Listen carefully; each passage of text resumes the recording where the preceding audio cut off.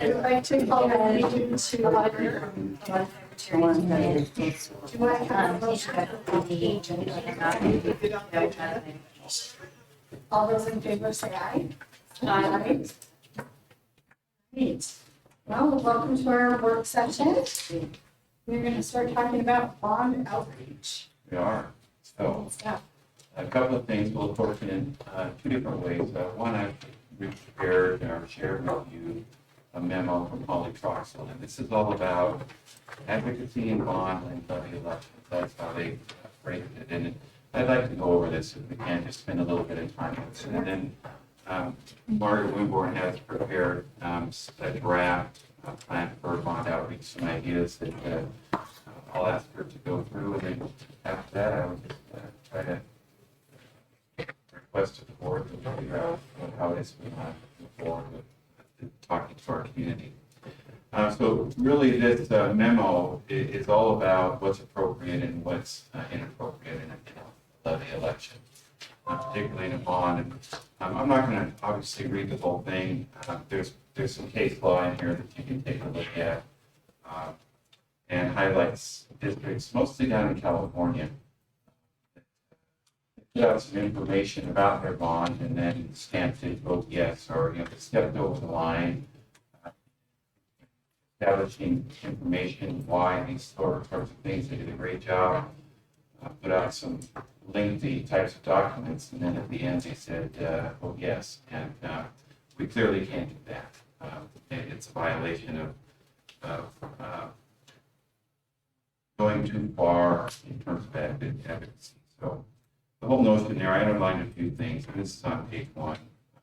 Provide educational materials to explain the issues in a fair and impartial manner, but the district may not use public resources and time to advocate in favor of bond issues. So if you think about that, time, materials, things that are resource specific, that advocate for bond, but what we can do is provide information.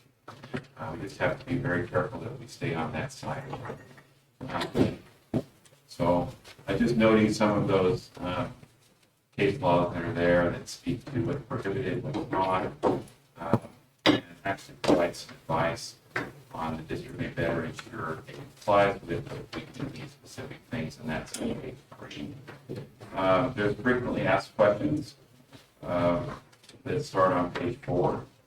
There's several of them. For instance, may employees, directors of the district work on the campaign during their what's the answer is no.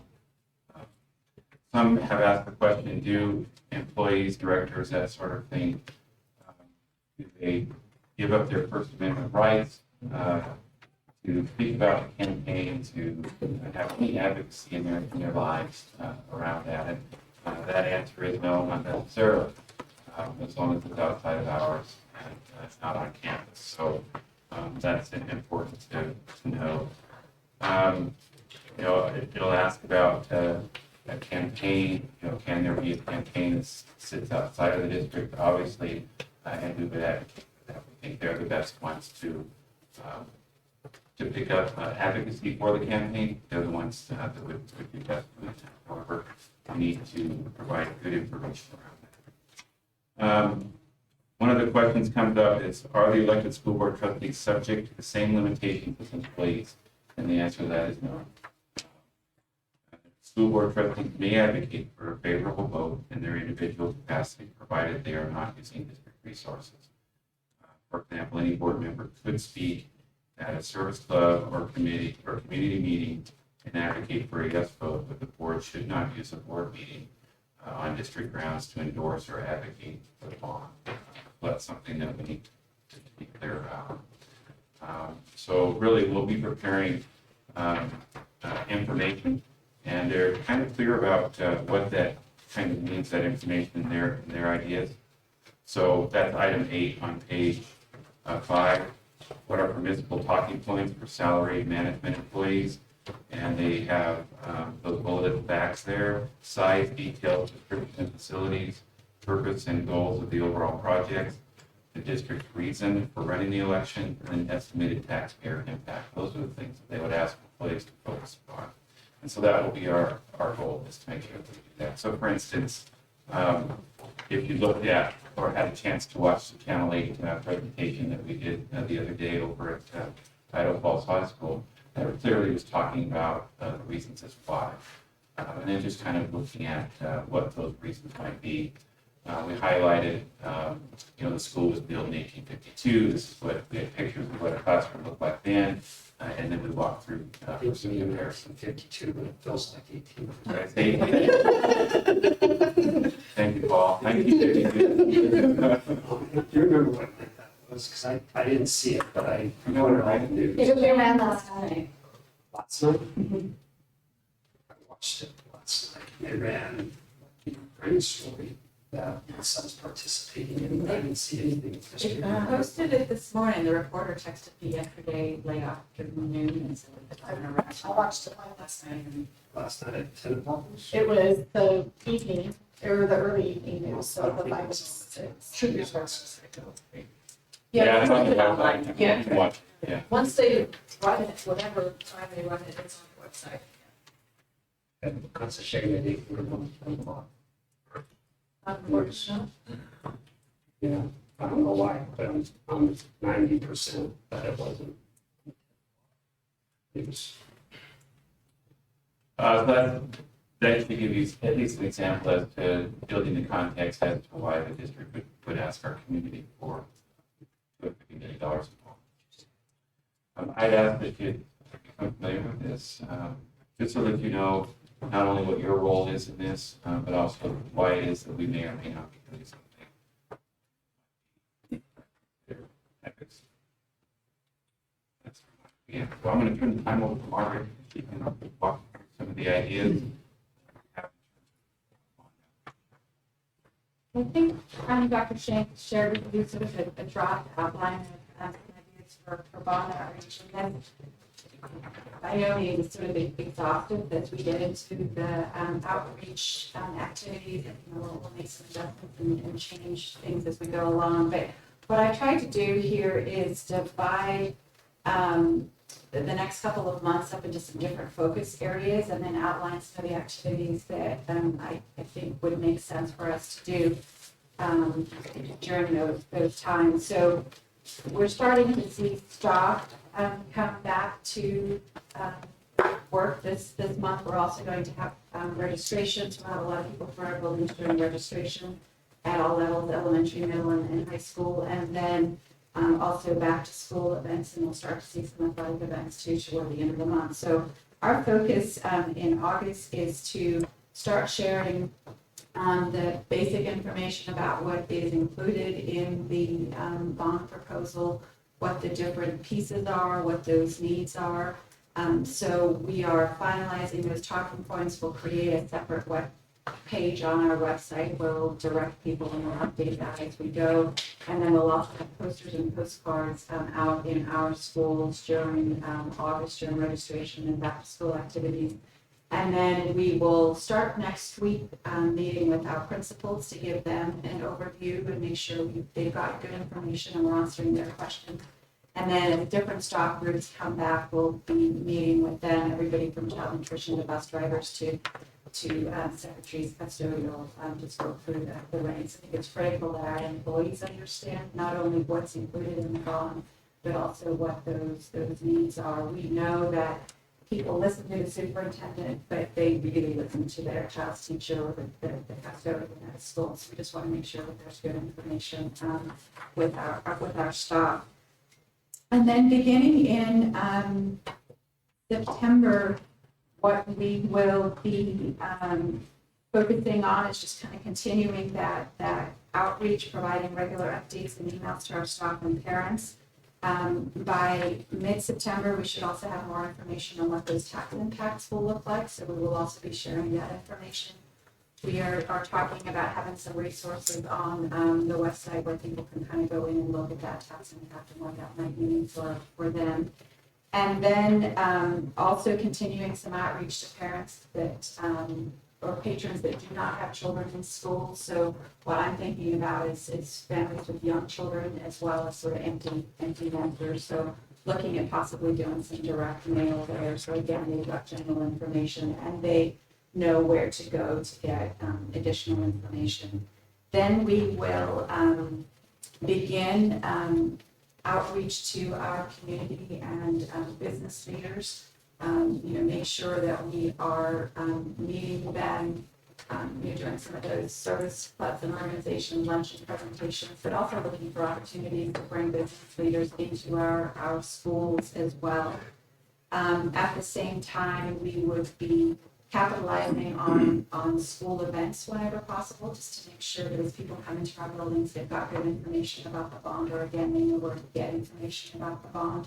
And then also launch some town hall types of meetings where we would provide information, but then also have stations where people can learn about the high school or learn about the elementary schools, depending on where their interests are, and then also address questions around the tax issues. And those activities I see sort of continuing through late September and all of October. And then in November, we would do sort of that final outreach to Stockton parents as well as to the community. And throughout the campaign, also emphasize the importance of parents and patrons being registered and then getting out to vote. So that all three that sort of get out the vote component. Trying to capitalize on school events.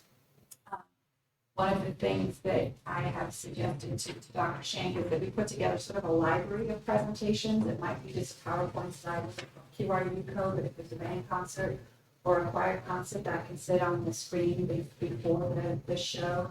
And then, or having a short PowerPoint, teachers, if principals have something with a small group of parents, it might be appropriate to do a short sort of 3 slide PowerPoint, those kinds of things. So We'll have the QR code on their like band program or something. Yeah. Even, I mean, we definitely look at doing that. Also making sure that we're using our electronic marquees at both schools, having posters up for sporting events, those kinds of things. So as I said, trying to give our principals some resources where they can make sure that bond information is included in all of those extracurricular. So like, can I ask a question on that based on this trucks or whatever? Like what would go on a marquee? Like we can't say, well, yes. No, but we can say, bond election, November 8th, go here for more information. That would be something that I think would work on a marquee. We've also got sort of a contract with the electronic billboard and some TVs or in restaurants and that kind of thing around town. So those are the kind of things we would do there, just making sure people know that election is coming up and they're directing them on where they can go for information. A postcard or a PowerPoint slide would probably include additional information such as, this bond is going to do, these 4 different things. Here's where to go for information. Or if you're looking for, need to know where what the tax impact is going to be, here's where you can go for information. So those are some of the things that we would be putting together for information. so similar to number 8 that's in there. Yeah. Yeah, it's on page 5. Number 8. That's what it's safe to talk about. Yeah, I was just more specific to the marquee. I was wondering what was going to go on the marquee. Yes. And then what we have done with all the marquees outside of the school, sort of that week before the election, is we'll again just have basic, election is November 8th, remember to vote. Not telling them how to vote, just saying, remember to vote, just one more, visual reminder to try and get people out to vote.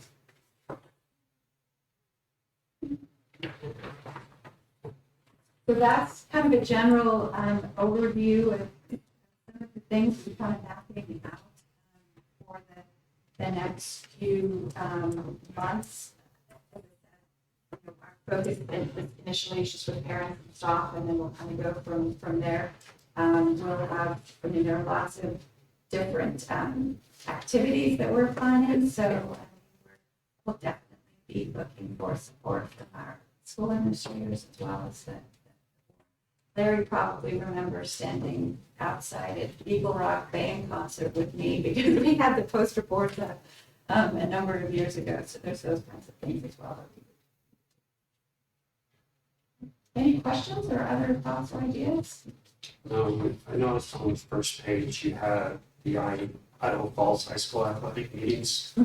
I assume you'll be attending Skylines also? Yes, I understand that Skyline doesn't have one meet, they have individual meetings with the different teams, but I've got a call, I'll follow up with Frank, just clarify that. Yeah, before they've done one team that should, for whatever reason, they're doing a different angle. We'll start tomorrow. Okay, cool. Yeah.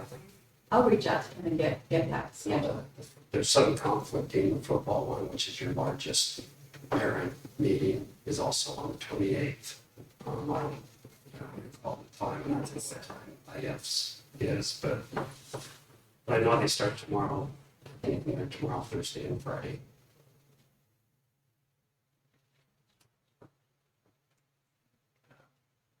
Yes. You've been visiting with Hummel about, can you talk about that? Yes, so I have had some conversations with Hummel the last couple of days. At the last board meeting, I think we had sort of the last batch rough version of the floor plans for both Skyline and Idaho Falls High School. So what I've talked to them a little bit about is just cleaning those up so they're a little bit more legible. A lot of that print was very, very teeny tiny and very, very difficult to read. So creating sort of a legend, so it's very easy to identify the different spaces, as well as highlighting features like our auditoriums, places for performing and fine arts, as well as the athletic pieces. For Skyline, I think some of, they're pulling that administration building out so that it's a clear front entrance, highlighting some of the safety features, cleaning up the color scheme. The one on for Skyline is pretty jarring with sort of shocking pink and bright green and purple. And so making sure that those sort of color schemes are similar and just making them more legible, and having those available in a couple of different formats so we can post them, or we can run them sort of small, and then also creating some larger ones that we would have available for different events. And we probably make 3 to 5 sets of those poster boards so that we have some of the district office that we can take when we go out and visit with civic organizations, but then also have some at both of the high schools as well, so that they're available to different schools. To allow us to post them on the website. Absolutely. Yeah. And we're not going to post the renderings. Those are to be worked on. Come back with something. So what we'll start with, and again, I mean, throughout this campaign, we'll be adding additional information, additional resources, but for now, what we'll post is those floor plans, sort of highlighting the room for growth, as well as some of those, things that make the schools, unique and special, some of the things that people have said that they really wanted to see, but also really focusing on the idea of safety for our parents right now. So that would be another. Paul, did you have a question? Questions about this? Okay, so I guess what we're really interested in is, if you've had a chance to consider some things that you would like to do, maybe perhaps put on this list, if you had any other brainstorm ideas about how should we go about being public, and if there are events that you would like to be present at, for instance, standing out front of a panel. What are some things that are of interest to you that'll help us? And some of the things we could do is once we start putting together that calendar specifically for the school events, but also those town hall, send that out, and if that's something that you're interested in, you could, let us know and kind of sum you up. We usually do unbalanced numbers, of course, so we don't have to post it, but I would flood your inbox with a lot of invites. Once we get it scheduled, I can just send you those dates, and then you can look at them and see how that works for your calendar. Let me know which ones would work, and then I can send you an invite out after that. So you're only getting the invite for the event that you can attend. Yeah, exactly. We have a list, and then. Okay. See, this weekend. All right, that's right. Is there anything we're missing here? You said there was going to be a dedicated website, right? A web page. So on our school website, we'll just have a link. Right now, we've got a link to the facilities page, but we're building a separate page just for bond information. So It's just going to be one page.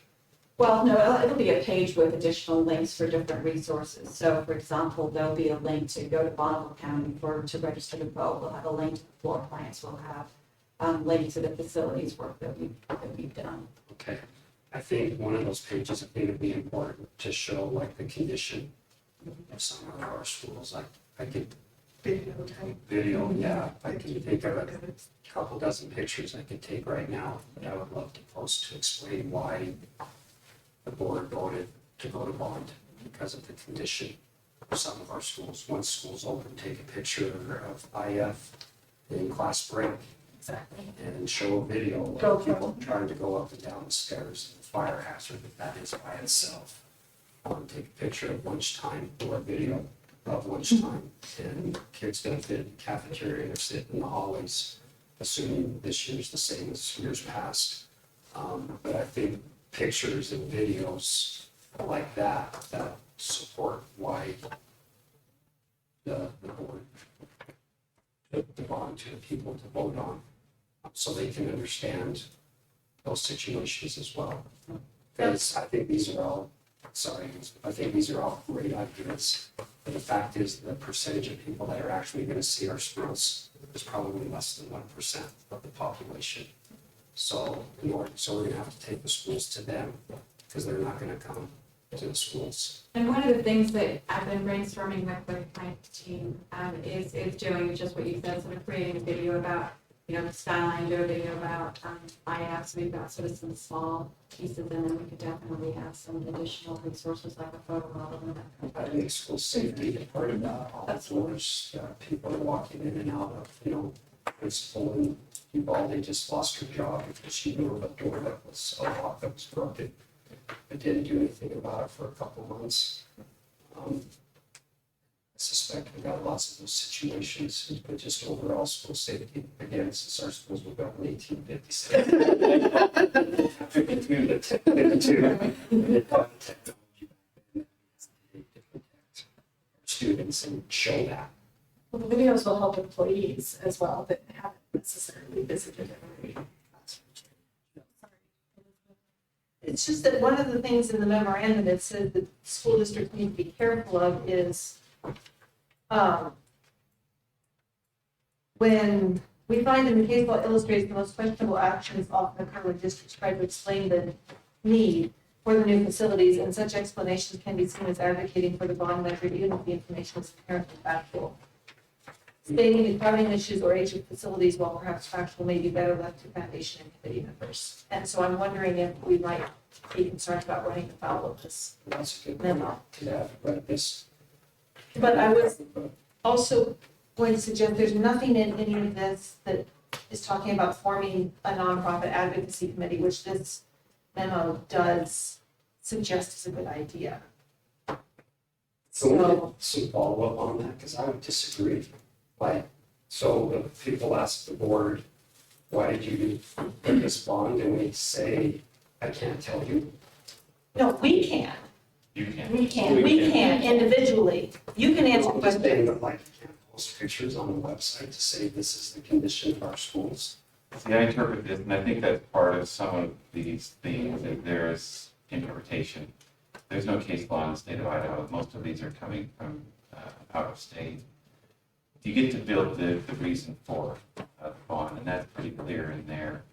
And it's just, I think, there's probably a line where you go too far, and we'll have to figure that out. In previous bond campaigns, we have either done sort of postcards with different pictures. We did that with the elementary school previous bond in 2012. Again, it's just sort of figuring out what that line is. I know in like, It's, was it the last bond campaign? The opponents started saying that the district had gone too far. They did, but just because they say it doesn't mean that we necessarily did. No. They filed an election. This all campaign, against some of the tax information that we shared, and when it was investigated, the prosecutor's office found that we didn't cross that line. So it is just, it's a matter of kind of balancing that and. And this does say, the media will jump on that. So even if it isn't an actual complaint that is filed, it might attract not sure all publicity is a good publicity when we're talking about bonds.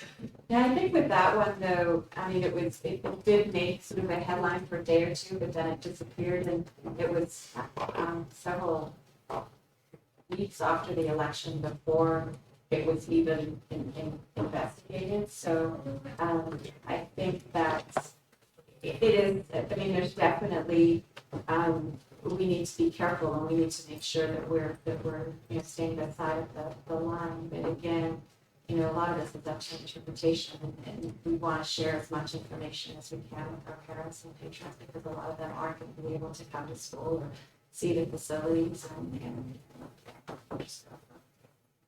But we would definitely be chances. No, I think most of my stuff is probably more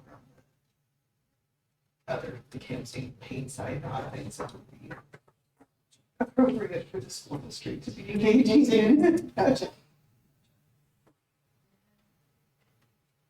I think the question of the nonprofit advocacy.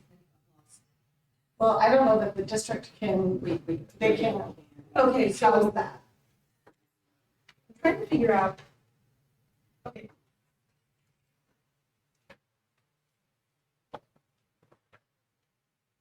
So what does the bullet point see that a separate entity such as a nonprofit corporation is one to run the advocacy campaign mean in that case? On page 3. It means that trustees would like to seek out a campaign, a chair, a committee, the things that they express here to run an advocacy campaign. I'll have to be rooted in facts. The other group can talk about voting yes, we can talk about other things. But we'll do that. And that group will have to create their own nonprofit or campaign status. Donations.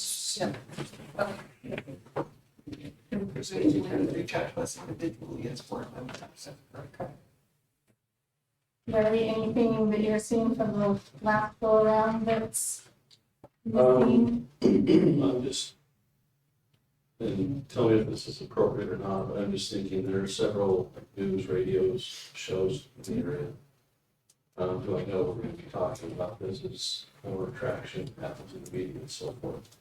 Is it appropriate to invite those people on a tour as a board member or a superintendent? Yes, I think it is. Yeah. I think if they want to see the schools, we'll make that happen. I think it comes back to showing, to your point was that page that had all the pictures on it, at the bottom, the page said, everyone, please vote yes. Maybe all they want. Right. But if it's, here's why we made the decision, here's the condition of our schools and why we made the decision to go to the public for a bond. If you took a news anchor or a radio talk show person and said, maybe at IF or Skyline or wherever, at Table View, at Sunside at 10 o'clock. At 10 o'clock, Friday morning, and I'd love to show you our schools. I think that's great. And we'll definitely, as we move through this campaign and we've done the initial press release, there'll be lots of other opportunities where we'll be sharing information with the media, and our media list includes, traditional media like newspapers and radio, but also the TV stations and some of the online news services as well. That I think that having some of those personal conversations and Dr. Shipman's our TV reporter last week, and I know the Post Register is interested in doing something similar. So I think the more of those we do that with, the better. absolutely. Because then they all get the picture firsthand as opposed to secondhand. So beyond the reporters and so forth, and trade it up, I think would be very beneficial to have a big audience. We've also had some conversations about, making sure that some of our business and community leaders are also have that opportunity to especially when kids are in sessions that we're working with our principals to kind of facilitate that. Kind of like the tours we had in the middle of passing through the area. I'm trying to stay to this. Angela has a list. It's been shared with the board. It was quite a while ago. I had her send it to me in a few weeks ago. Probably longer than that. Time goes by fast. But of the top taxpayers in the county, I think it would be great to invite the top 20, 30, 50 taxpayers to meet with Dr. Shank at our schools and let them see why we decided to take this to bond.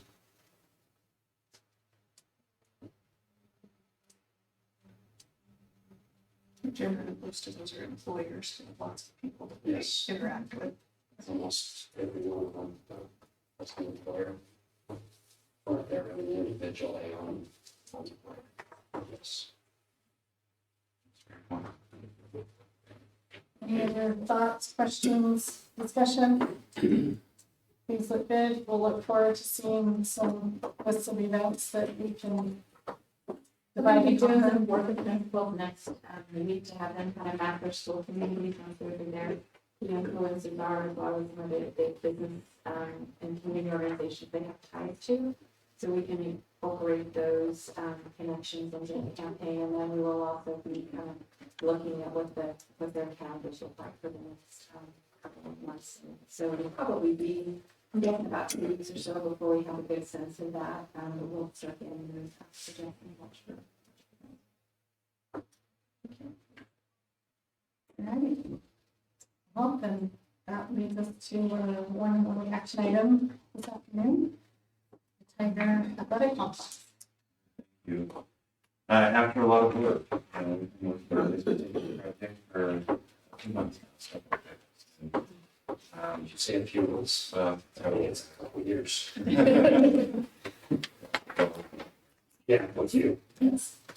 And one of the conditions that I asked for was that our general contractor would have comfort level with presenting this, that it was ready for board discussion and a vote. And Mike Clements is the one who we've been working with most closely on this particular project, and he indicated this week that it was prepared and ready to go.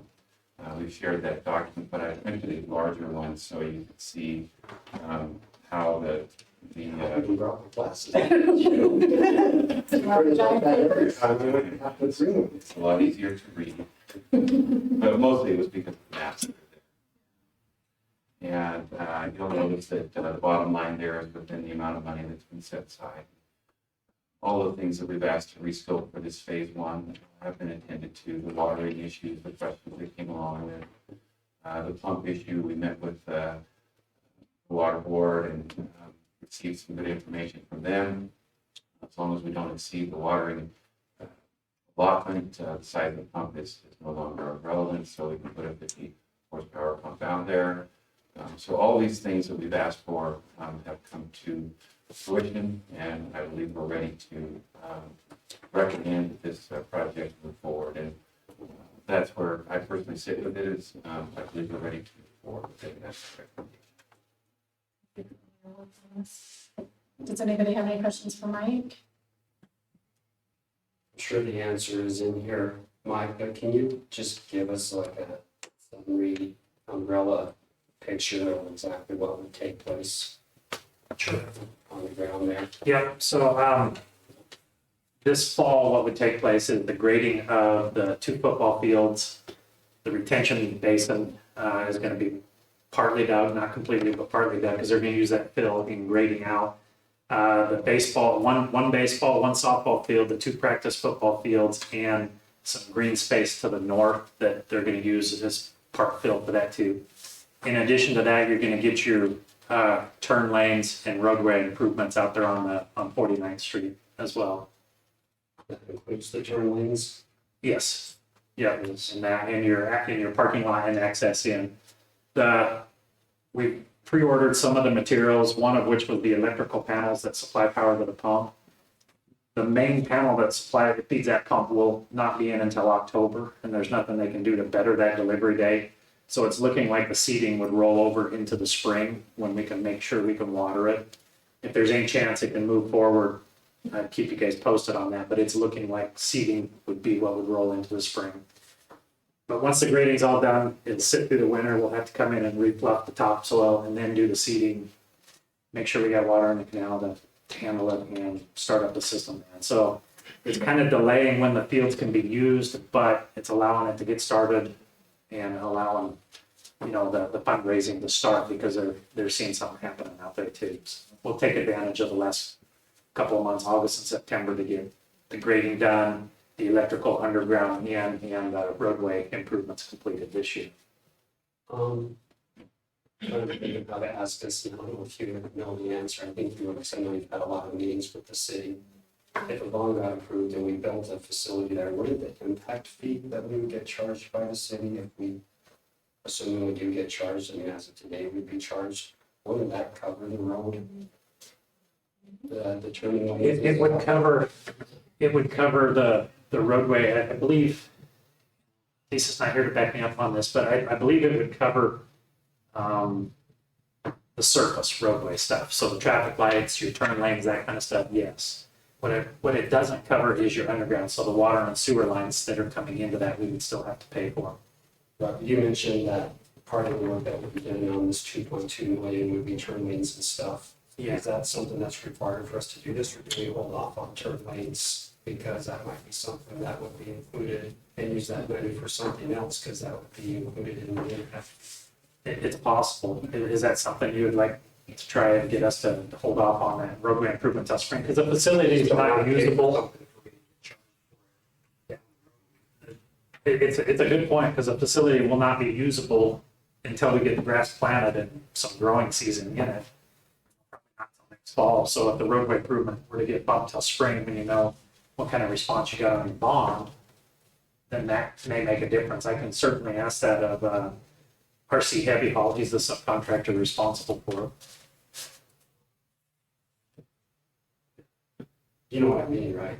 Because am I making sense? Mhm. Are we on the same page? Just looking at everybody else. Yeah, now, just keep in mind that the numbers that you have for the high school don't include any offsite stuff like that, right, in that number. So that would have to be Offsite on facility, but if we have to bring water all the way down that street into that, we'd have X amount of it covered, but not all of that at this point in time. So hopefully, you know, we can get to it from a fairly, in actuality, we did look at bringing in utilities in that number. There is money in there for that. I misspoke. So we are covered under the bond for that. If that is something we want to hold off on spring, I think we can make that happen. does that make sense? Yeah, Yes, I understand. I'm not trying to cut the budget. I'm saying just use that money for something else, you know, because we're pretty limited. I want to make sure that the boosters understand that this is like a park. You're getting green grass, and that's it. That's what the 2.2 million is getting.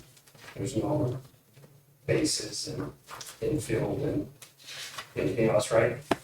Am I right on that, Mike? Yes, exactly right. So I'm just saying, if we can save money on a turning lane that we're gonna get charged for down the road. take that. So your offsite road improvements is about $80,000 from RC Heavy Haul. Yeah, so my goal is take the 80,000 and apply it to something else, because we're gonna, those And if the- improvements would come from the impact fee that And if the bond doesn't pass, then you do that then we work. have to do it. Are we required to do those turning lanes to use this facility? Is that? Yeah, it's part of the safety on 49th Street is we gotta add that third lane in there, both directions. Mike, could you explain, when we talked earlier this week, if something were to align correctly with the electrical, we could perhaps hook up a generator up and still plant this fall, is that? Yeah, I looked into that further and we really couldn't land on a good generator to be able to pull that off. And talking with the electrician again, I went back through that and seen it. It'd be a pretty good sized generator to be able to run that. I mean, we might look into that if things seem to be lining up well. And the other thing I was gonna talk to B&K about was the potential of even planting late and using maybe some fall moisture in season to start that.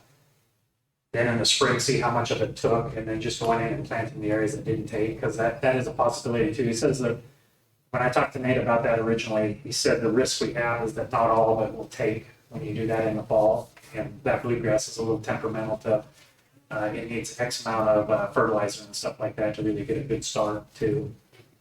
That might be an option too. I think just to be safe, I want to prep the board that it probably wouldn't happen until spring, but there is still some possibilities.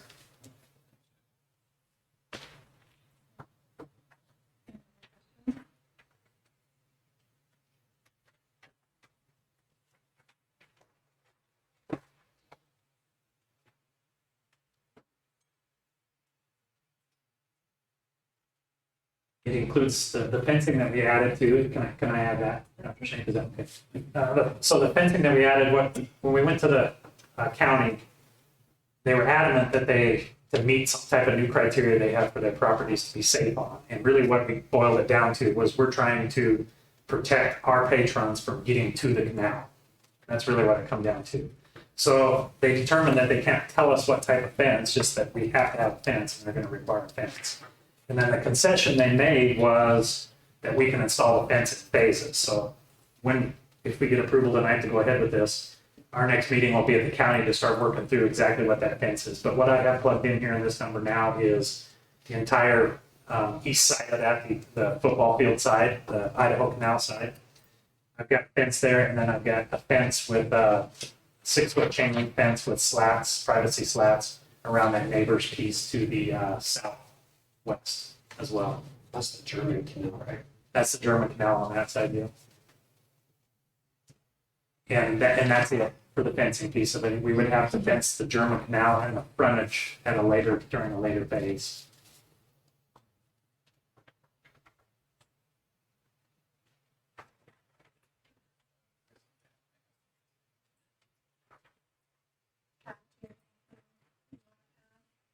Oh, other than, looks pretty positive. I'm excited. It's like Paul had mentioned, this is a project we've been working on for, I don't know, 3 or 4 years. And, this is probably as close as we've been to getting approval to get going and put a shovel in the ground. And I'm really hoping that we can start that this fall. Chris, anything?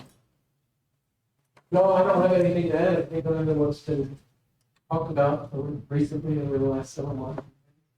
We're just hopeful that we can give our kids a place to play. They need it, so. With Dr. Shank's recommendation moving forward and hearing any obstacles, I give credit to the boosters that this is even being discussed today. And I would strongly encourage you to partner with them, because I don't see a lot of interaction, support for your boosters from my point of view. And you got some pretty good boosters. Like I said, I don't think we would be discussing it today if it wasn't for them. So I would encourage you to find ways to partner and interact with them in projects like this. And this project is far from over. We're doing our part. Where we committed to 2 years ago, and it was 2 planting seasons ago, because we canceled the contract with the farmer who was leasing it, because it was supposed to happen 2 seasons ago. Anyway, so we're committing our financial, but I hope that you'll partner more with your boosters and support them more in what they're trying to do to help your student athletes. Prepared with the motion? I'll move that we approve the Tiger Athletic Complex bid. After this pile. Do I have a second? Second. Any further discussion or questions? All those in favor say aye. Aye. Awesome. Thank you all for being here. Do I have a motion to adjourn? Also. All those in favor say aye. Aye. Thank you. Congratulations.